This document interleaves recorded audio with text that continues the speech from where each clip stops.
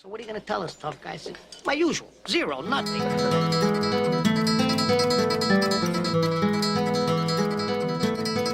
Well, with 100% certainty, I should have gone to the toilet before I pressed record, but all the equipment's set up now and I'm underway. So we're going to get this one. We're going to get this one done together. I've also just got a glimpse of my hair, which is concerning. I usually do it for you, but today I've just decided to go a little bit more natural. There's a little bit of boof going on there. If I'm honest, I didn't quite realise how much I was bringing to the table. That's got no hairspray or anything in it. That's completely natural. So that something needs to be done there.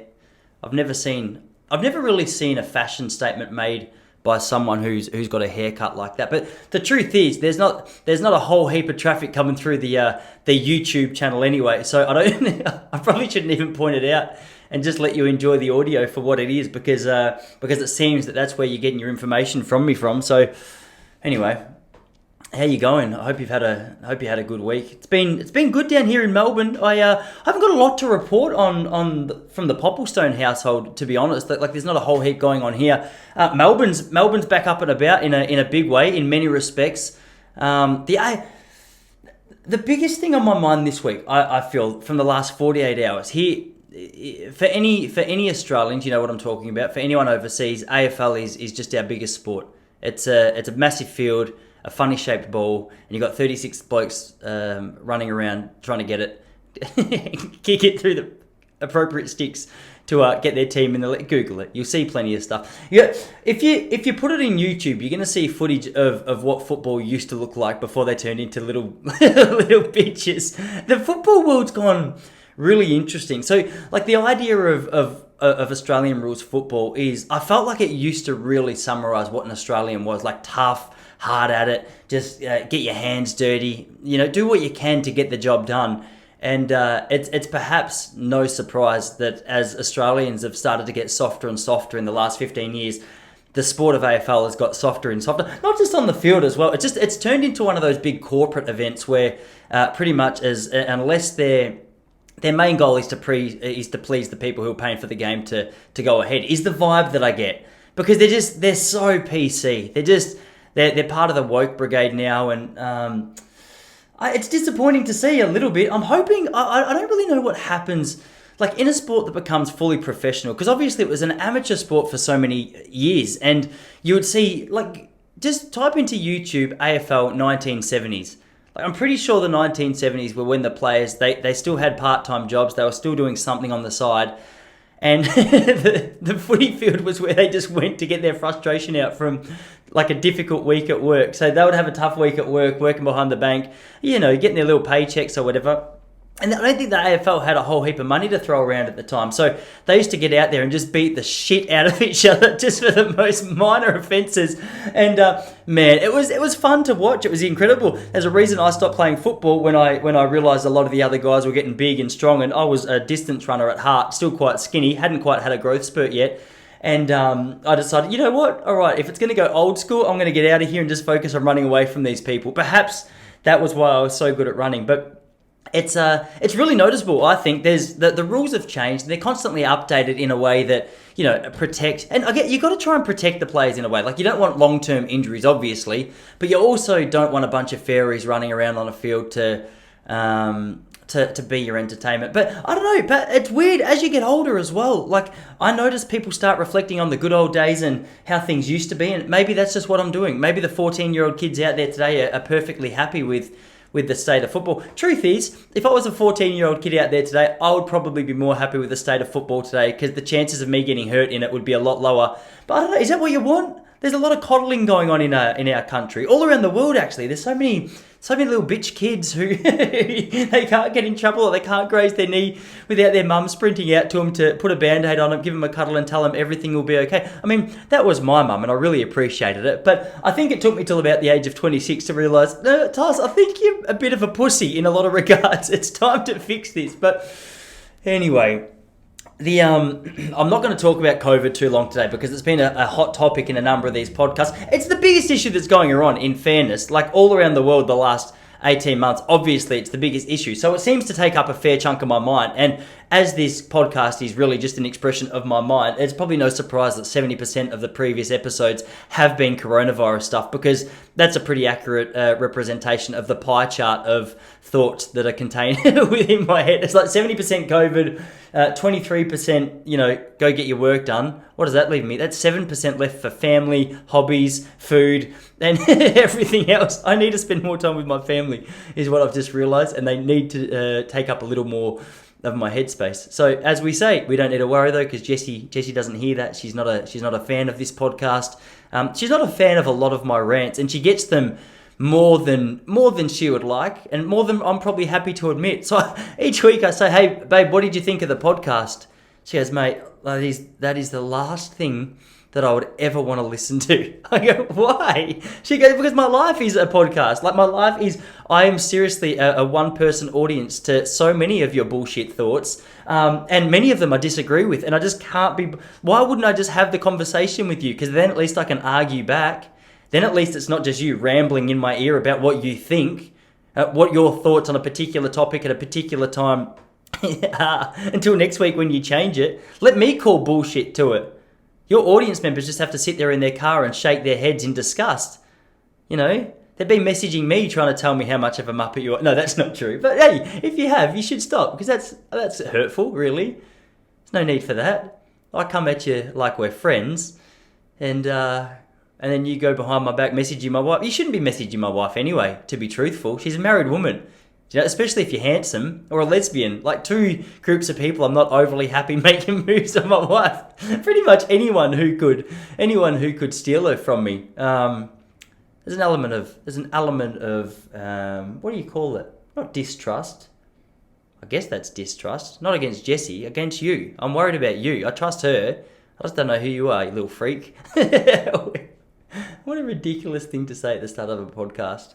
Anyway, the reason I was going into the rant about the AFL was because we've officially lost our first member of the AFL.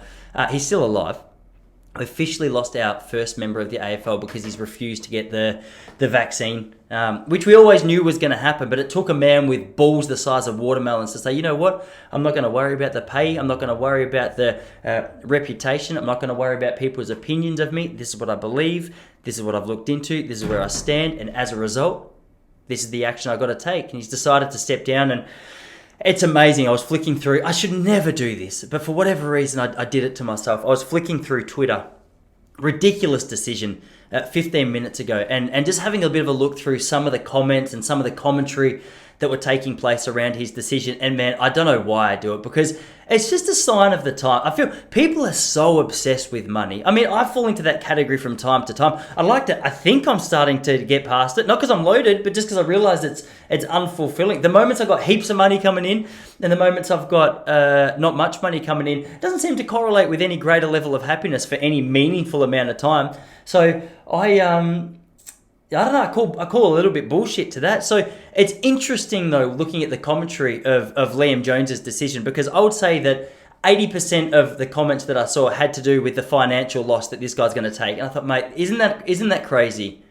Like, we're sitting here on the sidelines, and the biggest criticism of a bloke who's decided not to put something in his body based on the fact that it's in an experimental phase, based on the fact that research long-term still isn't known, based on the fact that this guy's done his own research and he's come to a conclusion about what he believes, doesn't mean he's going to be adamant, doesn't believe he can't look back in 10 years and say he's wrong, but based on what he knows now, he's gone, hey, this is where I stand, this is the decision I'm making. Awesome. And it's so hard to do that at the moment, because it's a guarantee that there's so many muppets out there who just want to go along with the mainstream narrative of, hey, this is what Channel 7 says. So, hey, Channel 7 says vaccine is the only way to look after your health. And then this guy comes out and goes, I'm not convinced by that. And also the numbers around coronavirus, the amount of cases, the amount of deaths, especially in people, he's a fit, healthy 30-year-old guy. He's an elite sportsman. Like, he's a top AFL player in the country. And is that subjective? I'm not sure. I'm a Carlton fan, so maybe I'm a little bit biased. But it's interesting that one of the healthiest guys on the field, look at the bloke. Just have a look at the guy who's decided not to take the vaccine for his own personal reasons. We can assume a little bit of that is health concerns. And have a look at how many people with man boobs on Twitter are currently criticising this guy's health decisions. It's preposterous in its entirety. That's what my Uncle Phil used to say. Preposterous in its entirety. And it is. Like, when did the men with man boobs, double chins, and poor acne based on dietary choices start becoming the trusted voices on the subject of health? Shut up! I've seen how many donuts you've eaten in the last 30 years, you fat bastard. I don't have a problem with fat people. If you're fat, I don't care. Be fat. Just don't give me health advice. I don't want to hear it. And neither does he. And anyway, so we've got all these Muppets piping up about once they swallow their donut, about what Liam Jones is doing for his health and his career. He's sacrificing $1 million apparently over a 2-year remaining contract that he has. He obviously believes in it. Or the flip side of that is there's more to his life than just a paycheck, which is something I think we should all maybe take a little bit of advice from, shouldn't we? Man, I'm coming out swinging today. This is aggressive. I need to calm down. Sometimes I listen back to these. I go, "Oh, Toss, this is a bit forceful. You came out with pace." It reminds me yesterday. I went to my best mate and I we took our little boys to a museum of art and play, Museum of Play and Art, MOPA, here in Geelong. And it was a cool little place, but my best mate, he was at a Bucks of one of his friends the night before. Apparently things got heated in the alcohol department. He drank quite a lot of alcohol. As soon as I saw him, I thought, oh, all right, this is probably an interest. I could smell whiskey from his skin, so I thought, okay, that's a giveaway. And anyway, so they were there. The poor bastard, he was just sitting there trying to kill some time, and a great guy, Jocker, and I was fresh. I was excited to see him. I was excited to go to MOPA. I was excited to watch my little man play, and he copped it. I came at him with pace as well, and I sort of saw his eyes just trying to digest everything that was coming at him. I caught myself. I said, "Hey, Tice, this is what happens on the podcast sometimes. This is part of my life that needs work, all right?" And this is something that marriage is good for as well, because I've got a sounding board there. Just Jessie. She's fairly low key. She's fairly low key. She's pretty conservative in, well, I was going to say not politically, but I guess politically, but also pretty conservative the way she throws out her energy. First thought I ever had when I met her was, oh, she's intimidating. And I still agree. She is. You don't want to be on her wrong side. It's terrifying. Bloody Eastern European. The blood runs hot through the veins. I've got fast reflexes, but there's a couple of times she's got me on the side of the head with a karate chop. I deserved it, but like the fact that she got me on the side of the head with a karate chop, it makes me a victim of domestic violence in some people's eyes. I'm not here to complain though. I'm just here to express where I'm at. Maybe just subtly ask for help. But it's funny. I've been married 10 years this Friday. 10 years this Friday I've been married. It's what is it today? It's Monday. Crazy how quickly that's gone. I'm thinking, I'm putting together a little joke at the moment. I might trial this one tonight because, man, maybe it needs a little bit more work because my welcome back to comedy after 3 months of no performances it's been an interesting little exploration. I'll tell you about that in a minute. But when we got married, the pastor who married us, he said, hey, you know what? Like the most important thing in your marriage is honesty. It's really important to be honest. All right, that makes sense. Like you hear that and you go, of course. Like I've got no qualms with that. I've got no problems with that advice. But then on our honeymoon, true story, we'd been in Bali for about 4 days. Jessie put on her bathers and she went to go out to the pool. And as soon as she put on her bathers, she came out of the bathroom and she's like, oh my gosh, babe, don't look. My ass looks so fat in this, don't you think? And I just remember Pastor Rob's famous advice, hey, honesty is the best policy. I said, well, you know what, babe? In fairness, you've done no exercise since we've been here. Yeah, sure, that doesn't look great, but you can improve it. Wrong answer. Wrong. Isn't that ridiculous? As a 24-year-old guy, I had the audacity to believe that honesty is the best policy actually applied to a marriage, especially a new marriage. Now that I've been married 10 years, you understand that honesty is a terrible policy. So now, if she says to me, babe, my ass looks fat in this, I just go, nope, it looks fantastic. You look, woo. Meanwhile, I'm sitting there going, that's graphic. No, that's not even true. But I think it's a funny concept. My wife's a babe. I was going to say look at her on Instagram, but that's weird advice to a group of people who I've just told not to send subtle messages. But what do you reckon? Do you think that's got potential, doesn't it? Like that's the little premise I'm going to work with. And I tell you, my joke premises, they do need some attention at the moment because, it's the second week back. So it's the second week back at comedy, and I've been going to a few rooms. I did 3 gigs last week. So my goal is 3 to 5 weeks. And after you get into a little bit of a flow of doing 3 to 5 gigs a week for a few weeks, things start to click, like anything, really. So with running, like if you run around for a few weeks, all of a sudden, 3 times a week for a few weeks, your fitness improves, you start to maybe lose a little bit of weight, your calves start to pop, you start to find some rhythm on those good days out there. Same with the gym. Like if you haven't been in the gym for a while and you start trying to bench press 70 kilos, hey, I'm not here to make any big points about how much I'm lifting. 70 kilos, I don't know what that is in pounds, but it's not overly significant. I've got some work to do on the bench press department, but comedy's no different. You can get out there and there's so many different variables that you've got to get comfortable with. And one of the variables that I've been struggling with getting back into it is forgetting that it doesn't have to be constant laughter. Like part of stand-up comedy is actually setting up a joke beautifully so that when you get to the punchline, the people are on board with you there. So what happens if you're up on stage and you're halfway through a story and you haven't clarified, all right, where's the punchline supposed to be? Where's the laughs that I'm expected? Which direction am I supposed to take this? Well, you get halfway through a story and no one's laughing. In fact, they're looking at you like this, just deadpan, waiting for something.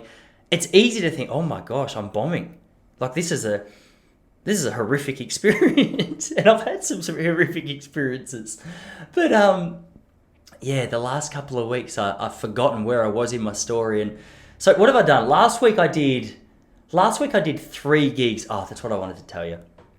There's a comedy room called Funny Bunny in St Kilda here in Melbourne. I love the room. Awesome. Run by Senior James, is a good looking man. And it's always a good show, even if it's just because Senior James. You know, I don't even really drink alcohol, but they hand out those wet pussy shots, and people start to get excited. And alcohol's funny, like that social lubricant. I think if you're a shy person, or even if you're a confident person, a couple of drinks in your system, it helps you. It helps lower your guard a little bit, get a little bit more comfortable, not so uptight about what you're speaking to people about or what they're going to respond like. Or so I went down there. And there's an upstairs area. Personally, they used to do the comedy up there. I thought the comedy up there was better because it's a little bit. I like a cozy comedy room. I like people shoulder to shoulder, a little bit intimate, people having a laugh, and it's more conversational, which I think suits my style of comedy a little bit. But recently, they've made the move downstairs. And downstairs, it's a little bit more spread out. It's a bit more echoey. Some people are there for comedy. Some people are there just for the bar. Some people are there just having conversation with their friends. So it's always interesting getting up on stage there because you're not 100% sure, all right, like what's the vibe in this place? Are these people ready for comedy? Because sometimes you can bomb. Like sometimes your material might just be rubbish. For whatever reason, your jokes sucked, your delivery sucked, your timing sucked. And you just did it all anxiously and nervously. And that just, like all of those components wrapped together, just so clearly expressed to the audience that are there, that it's horrific to watch. I can't stay in a room when I'm watching someone bomb because it makes me too uncomfortable because I've been there too many times. But for whatever reason, I got up on stage the other day. Maybe a few of those factors, jokes needed some work. There was a little bit of uncertainty in my mind about what the audience was there for because there was some drinking and there was some eating and just some subtle conversation. I always think as well, like the initial minute that you're on stage, once you get up on stage, if you've been up there for a minute, ideally, like apart from the first 20 seconds or so, if you can get up on stage and immediately make a reference or say something that gets the crowd on side, it almost builds an element of trust in them about you. So you can get up, make a joke, everyone relaxes a little bit, you feel their little sphincters loosen. Not, you don't feel it, you know what I mean? You'd get arrested if you started feeling all that. But metaphorically speaking, you can feel the audience's sphincter just release, just slightly. And it's nice for you on stage, they relax, you relax, but the opposite's also true. Like if you get up on stage and you try, and this happened the other day, you try and make a joke about something in the room, and for whatever reason, it's not a joke. No one finds it funny. You realise it wasn't funny. It's a swing and a miss. It's strike one. All of a sudden, the opposite is true. You hear the little sphincters go, whoop! we're just tightening again. They just go, it's smaller than a little nickel. And that puts some pressure on you. But the worst part was, so the other night I got up on stage at Funny Bunny and I saw these two massive units. I'm 90% sure they were coke dealers. They were definitely on steroids. They were 4 times as big as me. One of the guy had the side of his head super shaved. It was almost a 0 and just massive head tattoos. And I thought, well, I'm not going to get on stage and not acknowledge that this guy's made some interesting life choices with his head tattoos. And I thought, but you got to go out carefully. When the guy's got head tattoos, he's 6'5", 4 times as big as you, 3 times as wide. You've got to be careful with how you address that situation, don't you? Because the truth is, there's plenty of comedians who've got scars from times where, they've bombed on stage, they've left the premises, and they've been followed by the people they were trying to joke with who accidentally turned into the people that they abused and embarrassed on stage. And that kind of happened. They were pretty good sports, but I got up there and I can't even remember what I said. It was something about me being nervous about bombing in front of them because they were just intimidated. It wasn't funny. And all of a sudden, sphincters all across the room tightened up a little bit. Mine especially. Mine was airtight. There was nothing going in or out, which is pretty much out, obviously. You have stuff coming out, but as a straight man, there's not a hell heap of stuff going in. Unless I was real sick. I remember when I was like 5, I had constipation once and Mum had to put something in there. But I reckon that was the last time. Maybe not the last time. There's been a couple of adventurous nights here and there where fingers have wandered, and I've gone, wait, what is that? Is that what you're supposed to? I didn't know this was a thing. That's far out. But it's an anomaly. It's not the usual part. Like it's not a day. I go for a run daily, but anything going in there daily it's just not a priority. But if it is a priority for you, hey, you do you. You do you. So I'm heading back down to Melbourne tonight, and I've got another gig which I'm looking forward to. So I'm going to do the same material as last week, I think, and just try and refine it a little bit. So what have I got tonight? You only get 5 minutes. It's open mic comedy, So you go there to refine your jokes. You go there to try and clean it up a little bit. And so I got a joke about Sha'Carri Richardson, who is the 100-meter US champion, who was one of the favourites for the Olympics in Tokyo, but she got done for having marijuana in her system, which the US anti-doping agency said was a performance-enhancing drug. And so my joke there is like marijuana, a performance-enhancing drug. I say, hey, I tried marijuana once. It took me 9 minutes to walk from my lounge room to my kitchen, which I think is enjoyable, mainly because it's true. I had a really interesting experience. I don't think I've told you this before, but for my 30th birthday, my wife, she contacted my musician friend, who else, and it got me 2 joints and just wrapped it in a birthday card. And I think I went too hard because I actually reckon on a reflection, it was laced maybe with, from what I understand, maybe a little bit of acid, because I was hallucinating a lot more than what I think is normal just to be smoking marijuana. I remember seeing all these like colourful particles coming together and me thinking, well, I've actually got like an appreciation for science right now. This is fascinating. And then I tried to have a conversation with my neighbour because we had a shared backyard. And she asked me a question, and I realised, I don't know how long after she asked me the question, I realised that I hadn't answered. And I was with my friend who was a bit more experienced than me, and he said that my reaction time was so poor and my answer was even more embarrassing because she said, so what are you guys up to? And I paused and hesitated and said, anyway, we'll see you later in the week. It just gave her an answer to a question that she hadn't even asked. So, performance enhancing drug I think is questionable. What else have I got? Sha'Carri Richardson was one.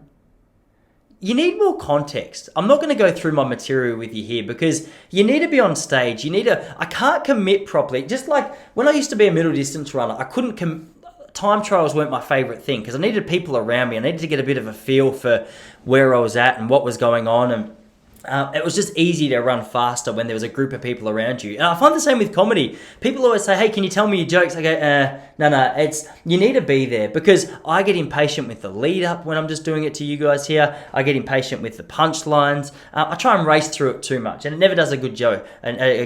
So I'm just gonna leave it there and we'll see how that goes tonight.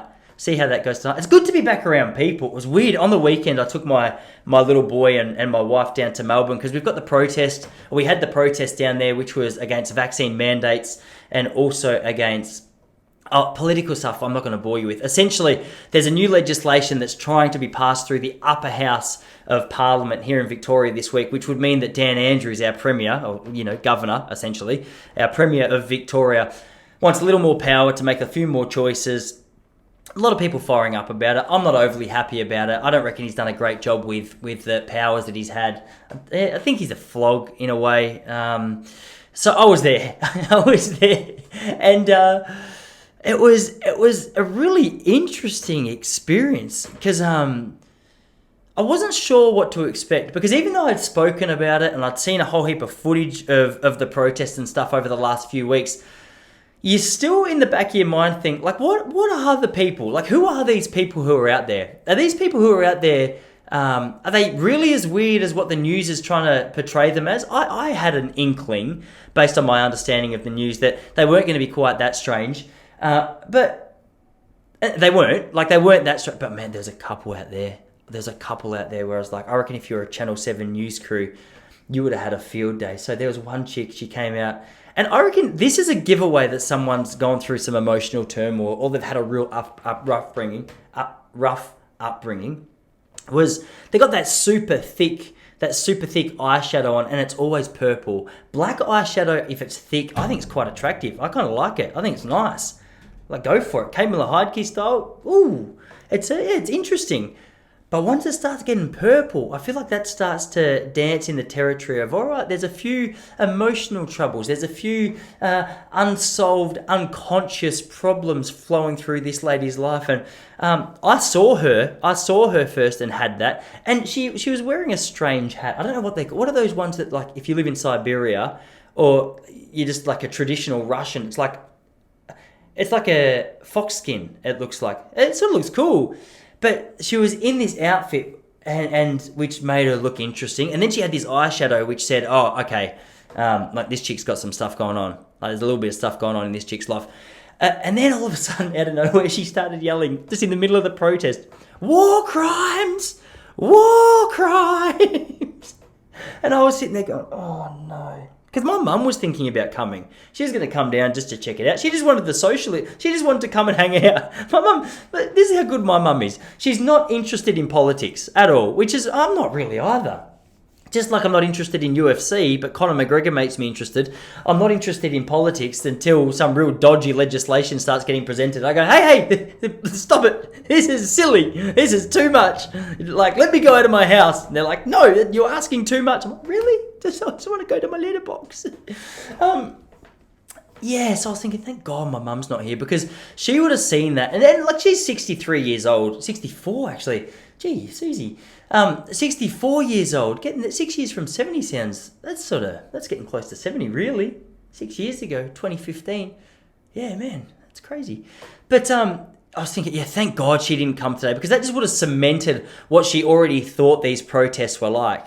And mostly, I can genuinely say, super peaceful. Everyone was friendly. I guess that's what it's like, though. If you go to a place where, like, everyone's on the same page, or at least a little bit of the same page, I don't know, there's like an appreciation going on. It was like what happened yesterday. I was in the supermarket, and obviously I don't wear a mask inside the supermarket anymore, and or anywhere.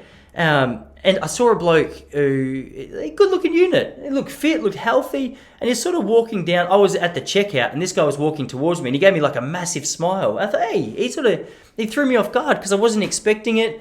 I feel like it's usually me throwing out smiles so casually. So this guy, I thought he knew me for a minute, so I gave him the smile, and then I realised, I'm like, no, he's giving me some mutual respect, because obviously there's like a couple of things that we have in common in regards to this mask. Like, you feel like you've just formed like a little bit of a foundation with each other before we didn't even speak.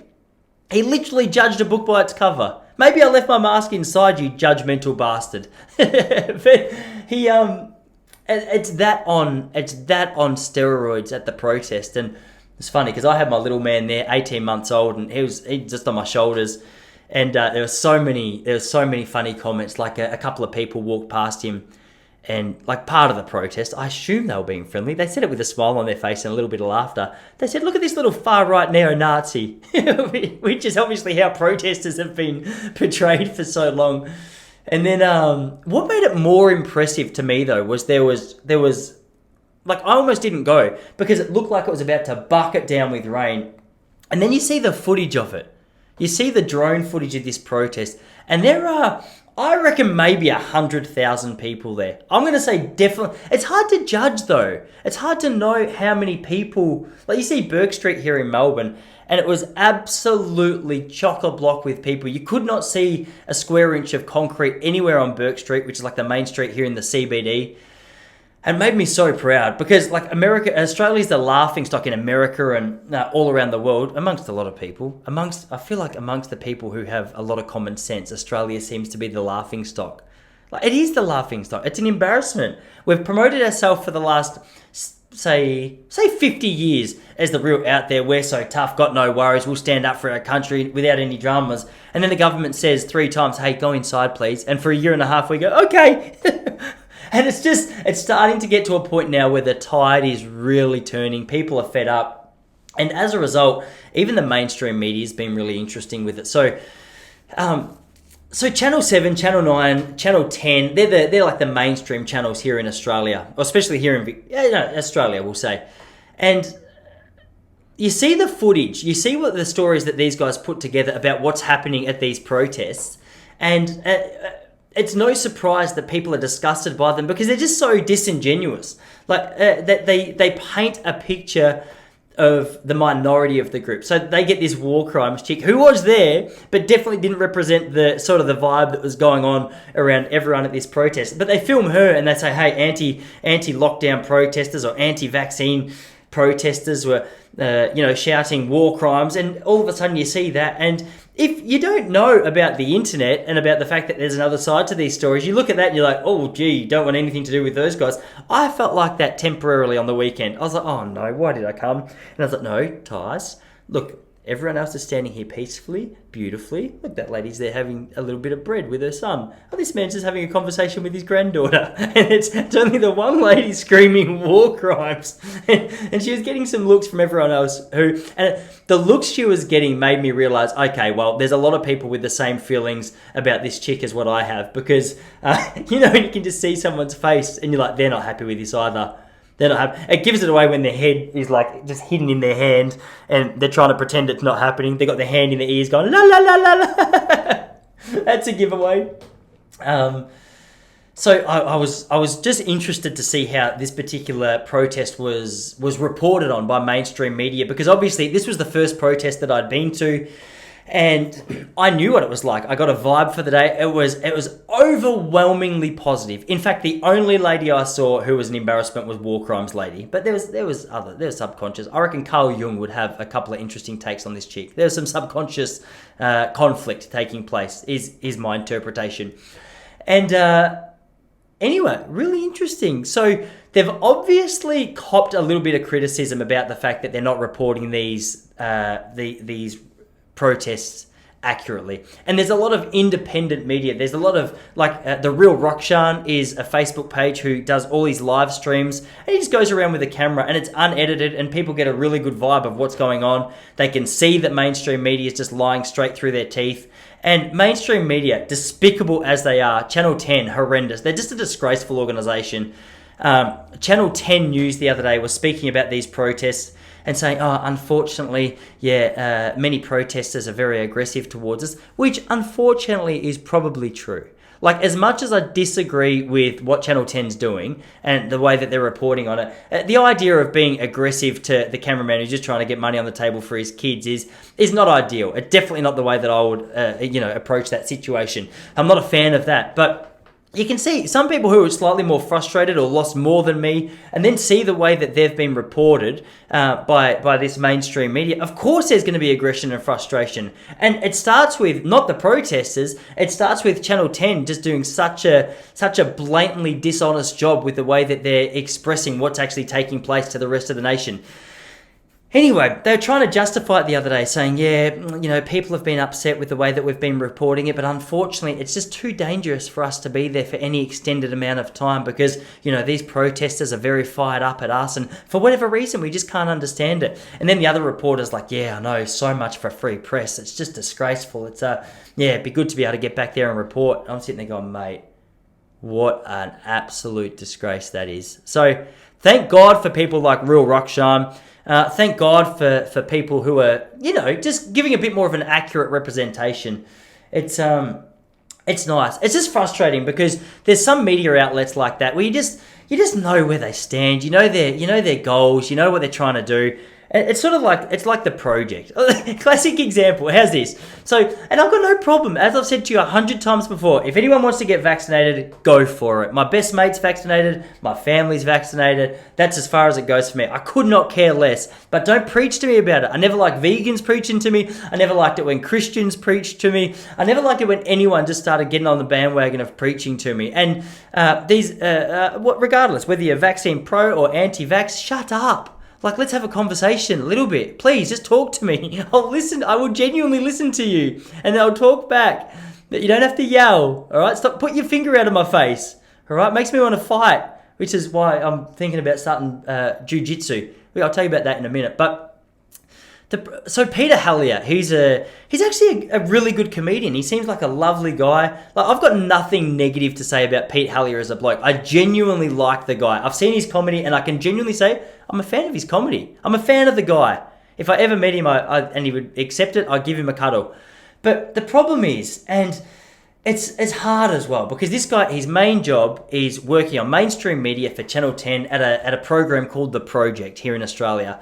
So The Project is, from what I've heard, its ratings are gradually dying. They're struggling to maintain an audience, and you can see why, because their stories are so dishonest and so one-sided. But they're funded by, or I can't remember exactly who they're funded by, but essentially you see who owns the biggest part of Channel 10, and it makes sense. You go, oh, okay, no, I see why there's a particular bias on some of their stories.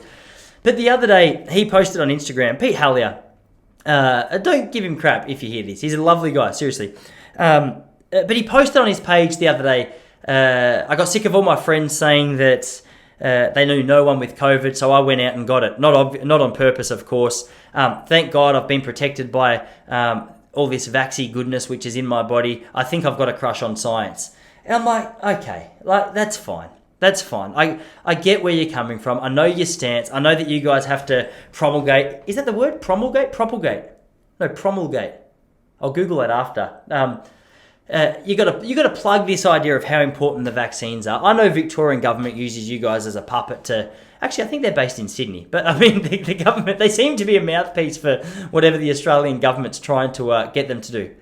No, they are in Melbourne. I'm talking smack. So he's gone out and he's made this big call about how fantastic the vaccine was. And maybe it was the vaccine that protected him, because he said his symptoms were very mild. He said he didn't struggle at all. He said he was completely okay. Thank God for the vaccine. And everyone underneath the comments were like, oh my gosh, thank God you and your family are okay. And I agree. Thank God. I would want nothing to happen to him or his family. Of course not. They're beautiful. He's a beautiful man. But the idea that it's simply the vaccine which was the protection against this is the issue that I have. It's maybe it was. Maybe in his particular case it was. Maybe it wasn't. My brother-in-law and my sister-in-law both had COVID over in the United States, both unvaccinated, both had exactly the same symptoms of Peter Hallier. Completely fine. But no one wants to hear these stories, because anyone who's vaccinated and has mild symptoms, we got to celebrate science and how fantastic it is. And it is fantastic. But treating it like a god is preposterous in its entirety. R.I.P. Uncle Phil. But the idea that you can't... anyone who's unvaccinated and has mild cases, or mild symptoms, it's just lucky for them. Lucky they hit the jackpot. They hit the gold. But it's not... Maybe it's just COVID is not that dangerous to a lot of young people. Is it? Could it be? Am I going to get cancelled for saying that? I'm sure people want to care.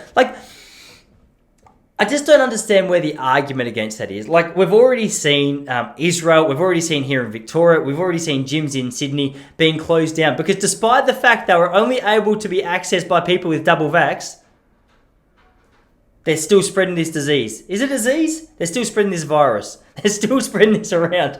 So I know what the response to that is. Yeah, but the symptoms aren't as serious. That's not true. People who are double vaxxed are still dying of this disease. Or is that misinformation? Am I hearing wrong?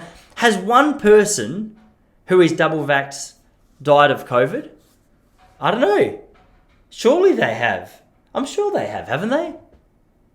You won't tell me. Like, if you disagree with what I'm saying, if you disagree with what I'm saying right now, I'll be impressed that you're still listening to this because, I don't know, it's hard to listen to people who you disagree with, especially when you can't answer back. Just message me to let me know where you turned it off, just so I can, I feel like you guys had your say a little bit at least. Anyway, minor problems over here. Minor problem, especially compared to this bloke who's just been arrested in the UK. Did you hear about this bloke who he just got done? He got caught. How much was it? I wrote it down. 400 kilograms of cocaine that he was trying to smuggle across the UK border. And you know how he was trying to smuggle it? In onion rings bags. I think they're a chip or a crisp if you're in the UK. Now look. Physics was never my strongest point, neither was maths. But based on net weight or gross volume, I'm going to estimate that the weight of an onion rings bag is significantly lighter if it just has onion rings in it in comparison to if it was smuggling cocaine. This is my main issue. So what was it? It was I forgot to write down how much it was worth. It was millions and millions of dollars worth of cocaine. Surely, I don't know how much like a couple of grams of cocaine go for, or if even that's a measurement. But 400 kilos, I feel like that's a lot of cash there. Like there's a lot of cash going on. Excuse me. So I don't know. It just got. I think if you've gone that hard to smuggle 400 kilos of cocaine across any border, do your research. Like surely a chocolate assortment or a biscuit bag or maybe books, or there's got to be so many other options as to how you smuggle cocaine successfully across a border because I don't know. If you saw 700 shipping containers of onion rings, you go, hang on a second. Wait, do we really order this many onion rings in on a weekly basis? This seems like there's too many. Huh? I know 7-Eleven's popular, but there's no rapid rise. It's like the GameStop of onion rings. Remember that GameStop thing where all the Reddit people, they magnified the price so much and then these big hedge funds kept trying to short the funds and kept going further and further and further into debt? I don't know what the comparison to 7-Eleven is, but I'm just saying that's significant business. There's a lot of money involved. Anyway, I don't know how I would try and smuggle drugs across a border. I think I don't have enough to do with drugs to really know all the ins and outs. I can say this now because he's dead, but one of my old friends who he lived a wild life, and before he passed away, I went to his house and he had a monstrous bag of marijuana. Like I'm not just talking like a little bit. I'm talking like kilos and kilos of it. And he said, "Hey Dicey, what we're gonna do, buddy, is let's go. I got a mate up in New South Wales. We're gonna smuggle this on the inside of a car tire. You put this paste around the outside of it, and it throws off the sniffer dogs. And we'll do this together. We'll get paid, and we'll drive home. It'll be an adventure." I said, "What the hell? Really? Are you legit? Are you 100% serious about this?" And apparently he was. He was. It never eventuated. Like nothing ended up happening with it because I'm not sure. I think he actually did it with his dad. I think he did it with his dad. But I was quietly happy I didn't get the final invite because I don't know how I would be if a cop pulled us over and said, "Guys, have you got drugs in your car?" I would go, "No." No, I got no drugs, nowhere. If I had drugs in this car, where would it be? What, the spare tyre? Go and have a look in the spare tyre. Oh, I gave it away. I don't know. Honesty is an important thing, but as you've seen, it often gets you into trouble. So if honesty is the best policy, I think it just depends what that policy is in regards to. If it's in regards to keeping yourself out of jail or keeping yourself married, I don't think honesty is the best policy. All right? You need to manipulate that information. You need to be sneaky with the way you deliver that information, because before you know it, you'll be locked behind bars without parole until you get $25,000 for your bail. Does that even make sense? I haven't had a lot of time in the court case world, so I really don't know what I'm talking about. But yeah, how did that happen? Oh yeah, the cocaine. I don't know. What do you reckon would be a good way to smuggle cocaine into a country? I'm just thinking, if these lockdowns get extended and I can't, go back to work, I'm going to have to find money somewhere. I've been Googling a lot of this stuff. I'm going to have to start doing DuckDuckGo. A little bit of private searching. Especially if I'm going to be speaking so honestly, I'm going to have to compensate for all that information I'm giving away by using a private search thing. Is it GoVPN? I'm going to have to get onto that so no one can look into my searches. But it's weird. It's weird how much people can see into your private life at the moment. Like whether it's on the internet or just through the use of your phone, or because do you trust, like, if you turn off, you know how you get the option on your iPhone and it says allow tracking while using the app? Surely it can't be that hard for them just to go, you know what, I'm going to track you anyway. Like, not that I know why they would care where Tyson Popplestone is, but just the fact that that's an option. The fact that they can make that happen. They can find out where I'm at whatever time they want to find out. That's interesting to me. That's a little bit sketchy to me, if I'm completely honest. So, yeah, you got to be a little bit the reason that was on my mind today was because last night I watched that Britney Spears documentary. Did you see that one? I'm trying to think of that word. I had this word that they were talking about. So essentially, I think it was like 2 days ago she was released from it, but her dad in 2007 or 8, during a time where she was going through some emotional turbulence, her dad signed himself up as I've completely blanked on the name. It's going to annoy me now. I want to say confectionery, but I know that's a sweet. Confucian? No, it doesn't matter. Anyway, her dad essentially signed a document to say, hey, I'm responsible for every decision in her life. So from money to movement, to travels, to performances. If I don't give it the okay, it doesn't happen. And it was like her own little mini North Korea. He was the Kim Jong-un and she was the population. Without his approval, she was going absolutely nowhere. And she hated it, obviously, because it sounded like this guy started to take advantage of it. The dad, I know the documentary was painted or designed in a way to make her dad look like a really bad guy. So it only showed some real dodgy footage of him. But you hear a bit about him and you go, hang on a second. That's not right. It's very similar to Kim Jong-un, the way you're treating your daughter just here. How much did you make? He gave her an $8,000 allowance when he was on $16,000 a month. Anyway, it was just a wild documentary. It gives you like a sense of sympathy for her as well. I've never been a big Britney fan in terms of her music. Looks, I've always thought, hey, she's super pretty. But in terms of her music, not really my style. You know what I mean? Hit Me Baby One More Time. I got caught one too many times playing that in primary school, and I had to, really convince myself and my friends I didn't like her. So it's, there's a little bit of emotional residue in my tank around Britney as well. But you should go watch the documentary. Really, really interesting, just what she had to go through.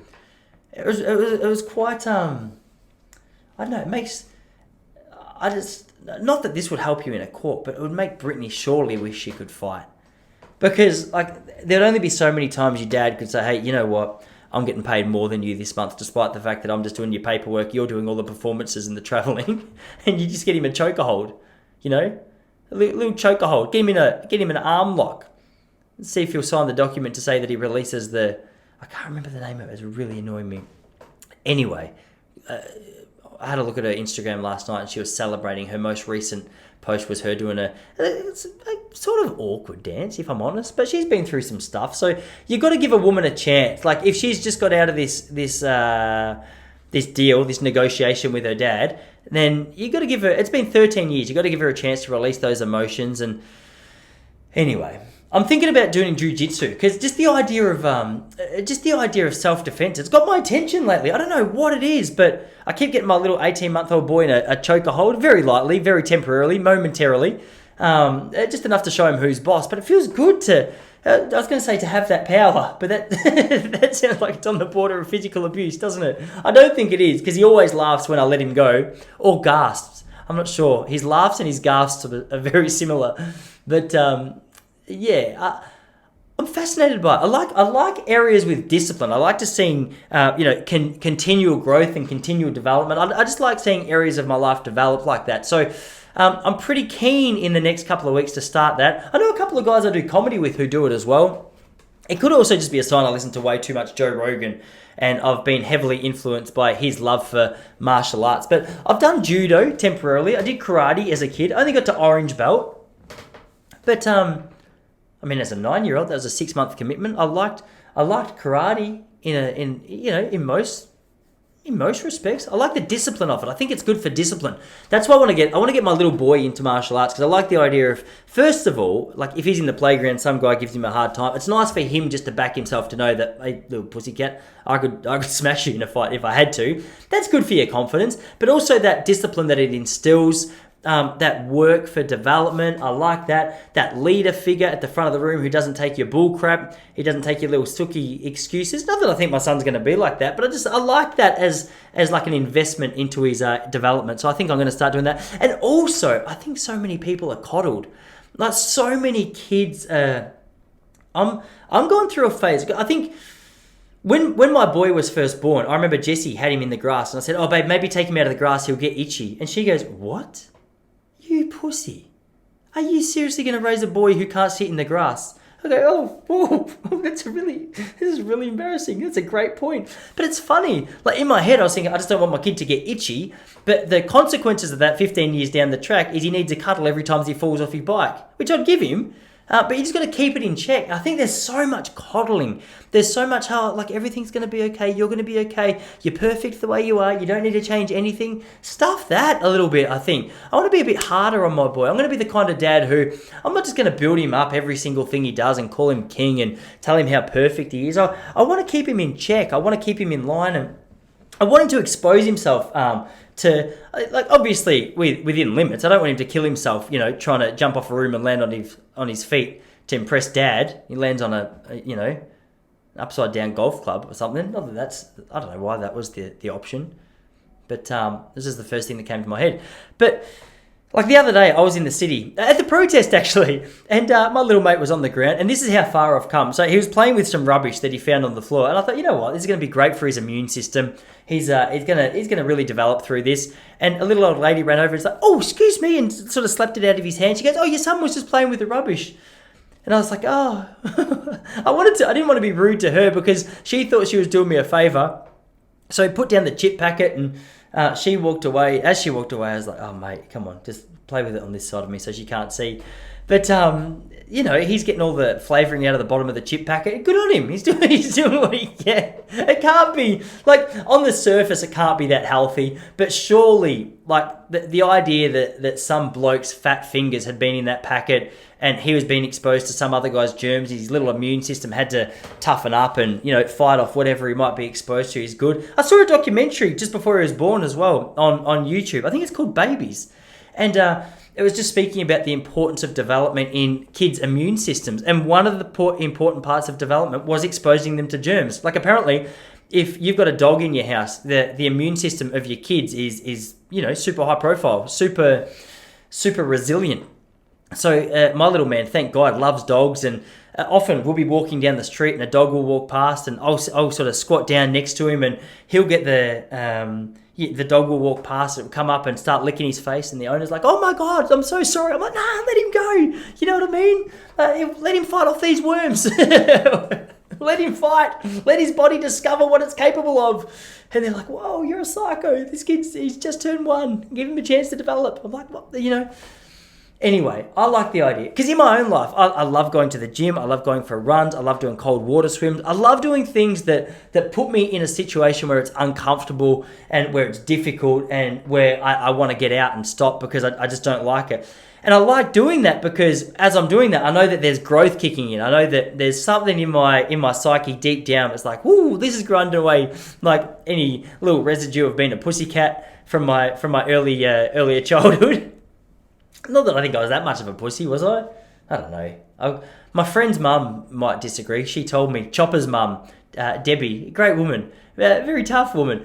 Chopper was a fantastic footballer over here, and I remember me and Chop used to play on the same team when we were at school. And she laughed at me one day. She's like, I've never seen someone dodge a pack as hard as you, Tice. You're constantly going for the outside ball gets. I was like, no, I just wanted to use my running to my advantage. She's like, you're just being a little pussy. I was like, oi, that's mean. Be nice. My mum will call you. Tell you how good I am at football. Or maybe I was coddled. I'm not too sure. So anyway, there's a few little things going on. I think it's interesting as well because the AFL, I just told you about how they're little puppets to this corporate scene at the moment. And the AFL have just banned skin fold tests. Now, I haven't looked too far into this, but I'm not sure whether it's because skin fold test. It makes me think. Here's potentially what it could be.